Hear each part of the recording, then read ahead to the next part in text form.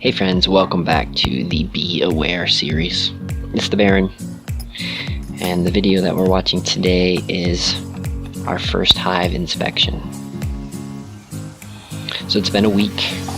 We've installed the bees. If you've watched the previous video, you saw that we installed the bees with the indirect method, no shaking, no nothing. It all worked out really well. We did have a slight snag. When we opened up the queen, she flew out of the box, but luckily we had some lemon balm and she came back. So this is our true first hive inspection. So as you see here, this is the Miller feeder. It does a really good job. We'll be giving them some simple syrup. It's a good way to jumpstart our hive early in the season.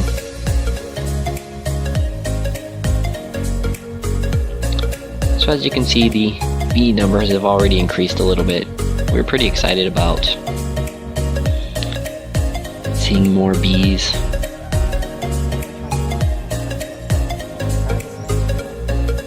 As you notice, we're not wearing any gear. We've done the gear before. We did the gear when we were trying to inspect the queen, and we noticed that it was hindering some of our movements and some of our abilities to do some of the activities that we wanted to do.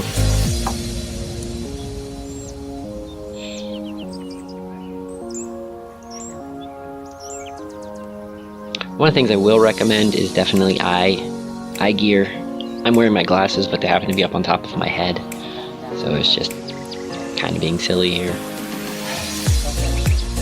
So we're starting from the back to front. This is a 10 frame deep.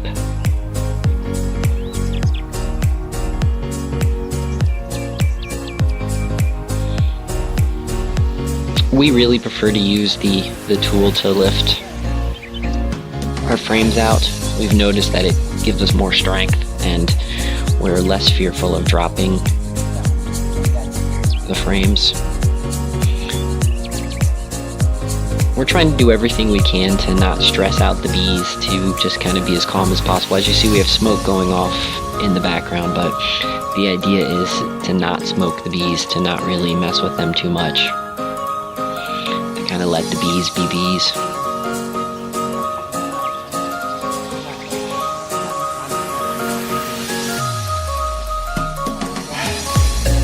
This is our first beehive.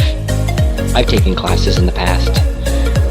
LJ, she's read a lot of stuff. She's taken the classes online with me, or at least one of the classes online with me. She's super calm. She's very good at controlling her mind and keeping that level calm sensibility to herself. I don't have that very much. This is very good zen for me to try to practice and get to that particular point.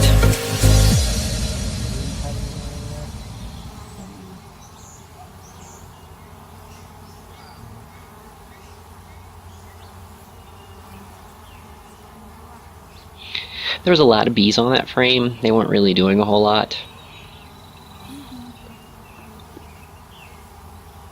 We're 5 frames in here. That's about the middle of the box that she's grasping right now.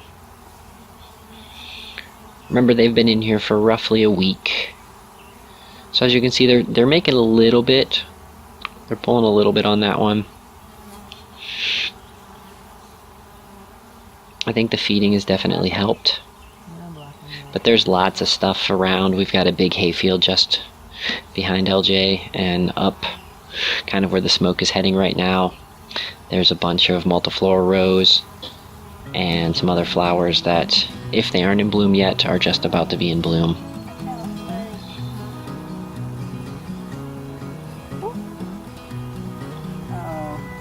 We spend a lot of time making sure we don't squish bees when we're clamping that thing down.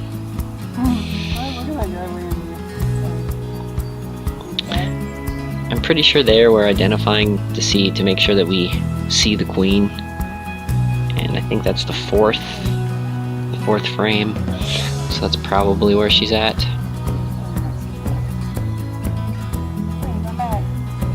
We usually check the hive on Sundays, and we definitely notice that she's usually closer to the center of the hive.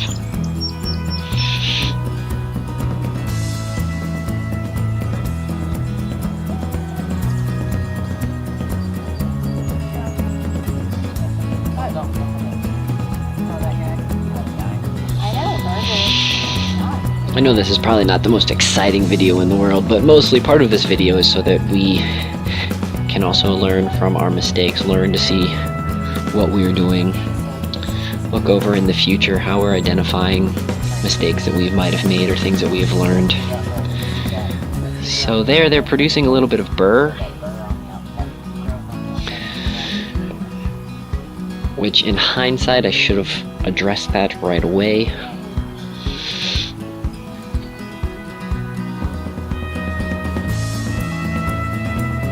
It didn't turn out to be a big deal, but I usually try to address, that's a good idea, to address the burr fairly quickly. So as you're noticing, one of the interesting things of living on top of the mountain is how quick the wind changes. Just a minute ago you see the wind was blowing one direction, now it's kind of blowing towards us, and as you watch throughout the entire video, the wind will continuously change.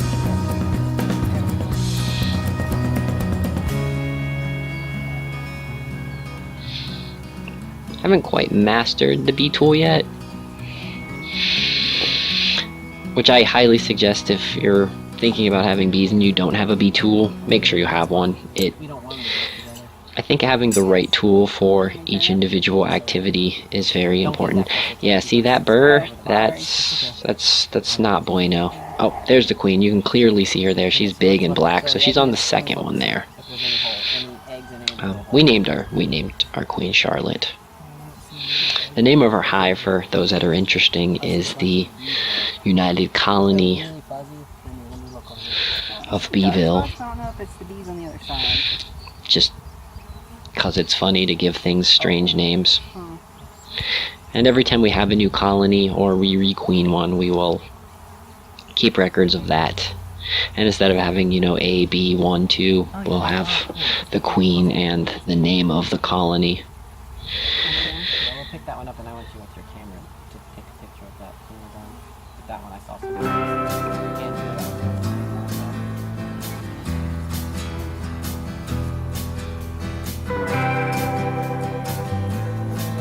So to add a little insight to this, to make things rather funny, is I'm not allergic to bees, but me and bees don't necessarily get along. I usually have a crazy adrenaline rush if I get stung by bees. So, yeah, me doing this without a veil or without gloves is very interesting that I was able to psych myself up to that. That is a big chunk of burr. That is not good.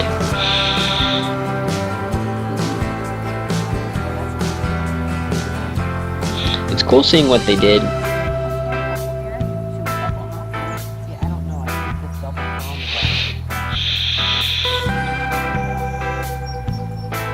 So as you can see with this one, I looked at it, it's not good. I thought I should address that right off the bat before, since that's actually in the first frame. Should probably address this before it becomes a bigger issue. Yeah, absolutely failed there at brushing the bees off.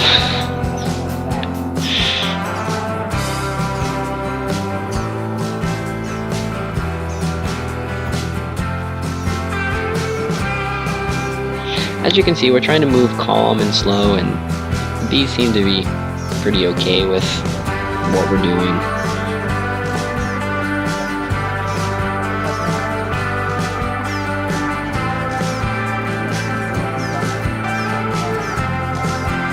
That one seems to be very connected there. I'm going to take this little piece off here as well.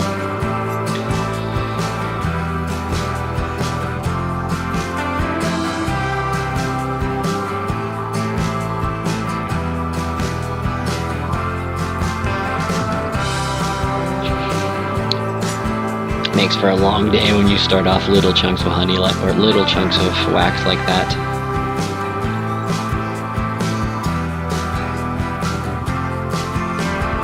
But again, this was the first time we were getting inside our hive, really like doing any type of maintenance or addressing it in any way. So you want to go with that one up again, right? Yeah. That was the thing. Yeah. You want on the edge? It's fine. Should move. Put that one up there. It's moving day, guys. Probably just not much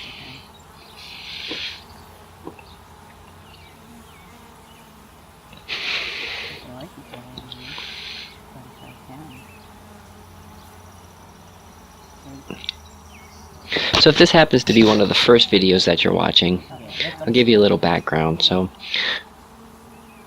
we live in southern West Virginia. We run the Mavis Institute. It's a nonprofit that teach people how to do sustainable living, farming, permaculture, things of that sort. I grew up in the city.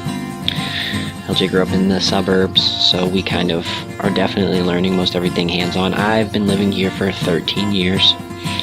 She's been here for about 9. We live in an 1890s Victorian manor. I love old houses. I love historic properties. So it's just cool living on historic property. So much history around us. It's all rather exciting.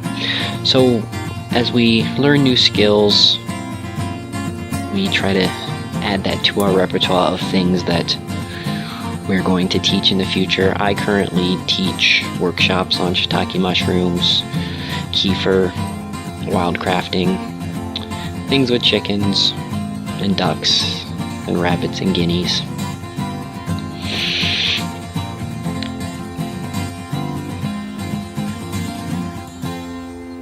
The permaculture lab, which is technically the bee yard, is inside the permaculture lab. The permaculture lab is for all of our micro experiments. We roughly run about an acre, and we try a bunch of micro experiments so that people that maybe not have a lot of land, they can see how, even on a small scale, some of the grander, bigger ideas that they might see on the net, you can actually do on a small scale. We have a small fruit forest, some hugelkultures, swells. We use pine trees as windbreaks. We do some natural plant growth so we can do some wildcrafting. Our ducks, chickens, rabbits, they free range around. If you watch some of the other videos, you can see how it's transformed over the years.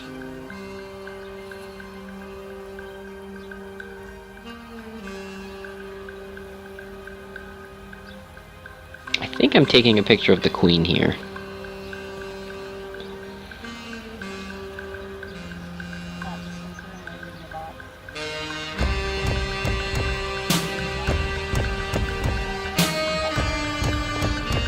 As you can see, we're really not in any hurry. That's the one thing about how I try to view things with permaculture, is the whole idea is the experience and not just treating it like a chore. If it becomes too much like a chore, then you're either not doing it right, or it may not be the right activity for you.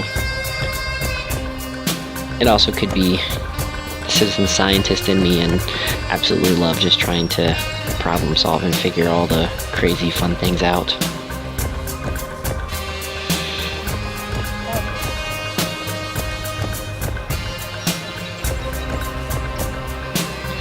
I don't know if any of you have from the 90s or have noticed my shirt that says Store of Knowledge. So it was a science store. It was one of those learning stores that was in the mall in the late 90s, early 2000s. It was one of the funner places I've ever worked at. I was manager of that store. I did retail for way too long, but I still found my shirt, and I thought it was pretty fitting, and just that's the story of the shirt. Lots of stuff you never knew you wanted to know.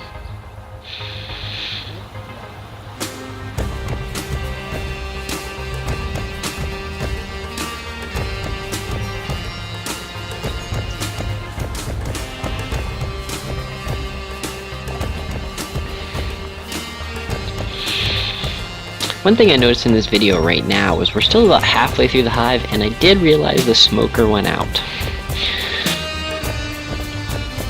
So that's not bueno, because if something would happen and we need to smoke it, we would have to relight it. So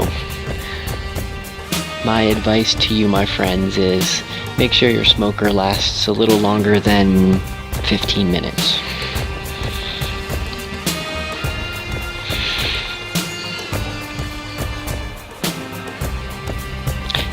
Yeah, I have no idea why I'm brushing the bees off there, because there's really no reason to do that. So we also learned something, and I will pass this along because it took us another week or so to learn this fact, but they make these little pins that goes into that wax foundation to hold them straight up and down, so it will convince the bees to do less burr.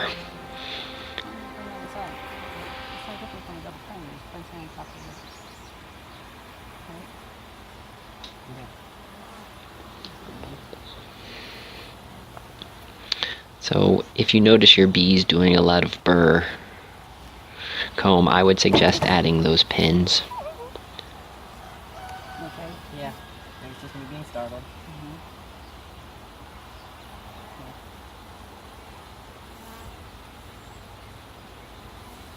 Okay, I'm gonna go get the syrup from this will be cooled off by now, so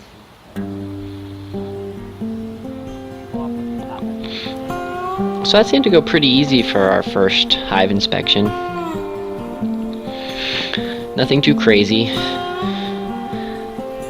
This was one of the more nerve-wracking spots because we were trying to make sure we didn't want to squish any bees, and there's actually quite a few bees under there, and trying to find that balance between moving slow enough so they could get out of the way but still actually being able to get this lid on tight.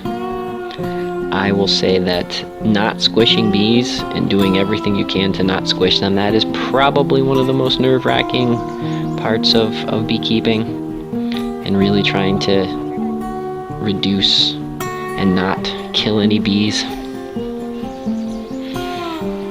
We have this idea that you see some people, they move rather quickly and they talk about how you might squish a couple bees here and there, and we've read all about how the pheromones in bees, when they're killed, sets off more bees, and so the goal is to A, not get stung, or B, get stung as least as possible.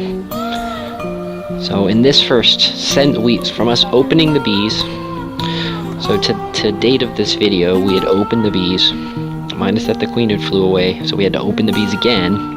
Well, here, let's start from the beginning. We opened the bees, and I put the queen inside some frames, and then put the container of bees inside that, put the lid on it, good to go. Then the next day, we waited a day, and we popped the queen out, and she flew away. So we had to open the whole hive again. So we opened the hive, put some lemon balm in that, let it sit for we actually let it sit for about an hour open, the top cracked open, and then we put the top back on and said, maybe tomorrow. Then we checked it again late afternoon the next day, found that Charlotte, the queen, was in the hive. So we put the feeder on top, we fed the bees, and we said, okay, it'll be a week before we open it. So this is the video of the week of all that. So this is it's our first hive inspection, but it's technically the fourth time getting in and out of the bees. The cool thing is we have not been stung yet, and we've made a couple mistakes. We've banged around a couple bit. We've definitely had opportunities to annoy the bees.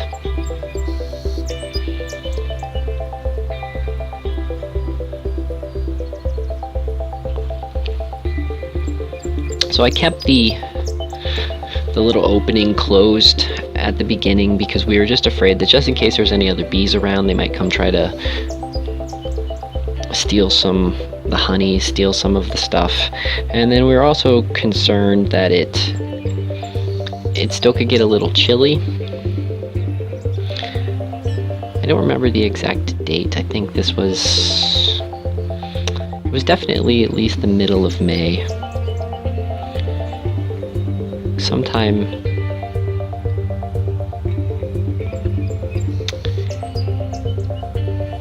Yeah, I don't remember. I'm not gonna guess. I'm just gonna say middle of May. And we could still get rather chilly at that time of year. So we opted to make sure that we kept them as warm as possible. At this particular point, since I can't hear the video, I have no idea what we're doing, why we're not putting the top on this yet, why we haven't filled the honey up, and why we're just letting it sit here with the top off of it. I might have to listen to the video just to figure out what's going on.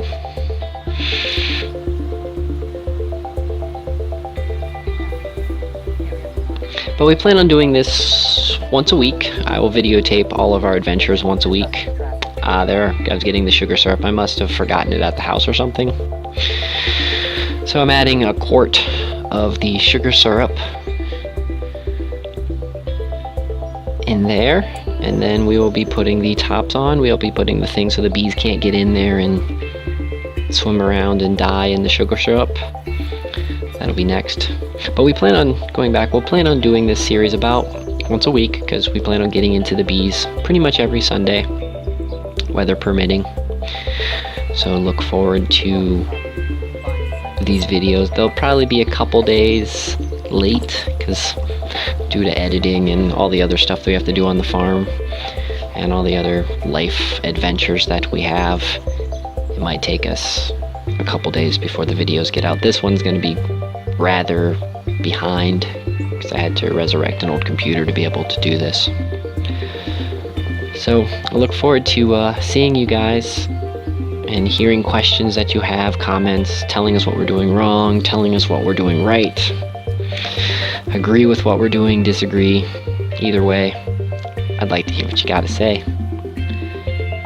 So I'm gonna leave it at that. So friends, thanks for watching.